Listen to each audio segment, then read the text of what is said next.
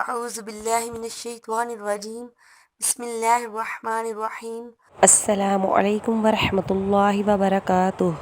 ناظرین، ویڈیو کا آغاز کر لیں درود پاک پڑھ کر۔ صلی اللہ علیہ یا رسول اللہ نور من نور اللہ۔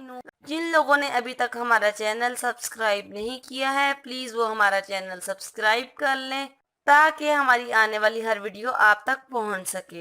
میرا جو آج کا گھریلو علاج ہے وہ ان لوگوں کے لیے ہے جن لوگوں کو گردے کی پتھری کا مسئلہ ہے یا پتے کی پتھری کا مسئلہ ہے۔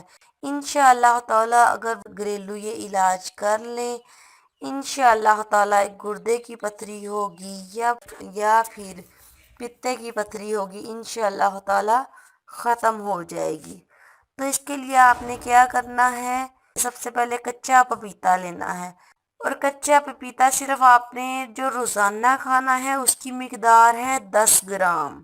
10 گرام سے زیادہ آپ نے نہیں کھانا ہے، اور 10 گرام پپیتا آپ نے لے کر باریک باریک کاٹ لینا ہے، اور اگر آپ کٹا ہوا نہیں کھا سکتے تو اسے گرائنڈر میں ڈال کر گرائنڈ کر لیجئے، اور اس پر تھوڑی سی کالی مرچ آپ نے ڈالنی ہے، اور سفید اور کالا نمک آپ نے ڈالنا ہے۔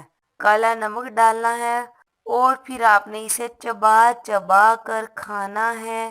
انشاءاللہ اس کو اگر آپ کھاتے رہیں گے چند ہی دنوں میں آپ کی جو پتے کی پتھری ہوگی یا گردے کی پتھری ہوگی انشاءاللہ تعالی ختم ہو جائے گی۔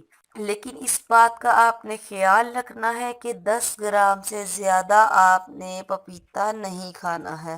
اب یہ گھریلو علاج کر کے دیکھیں، انشاءاللہ اگر آپ کو پتھری کا مسئلہ ہے تو آپ کا یہ مسئلہ بالکل ختم ہو جائے گا۔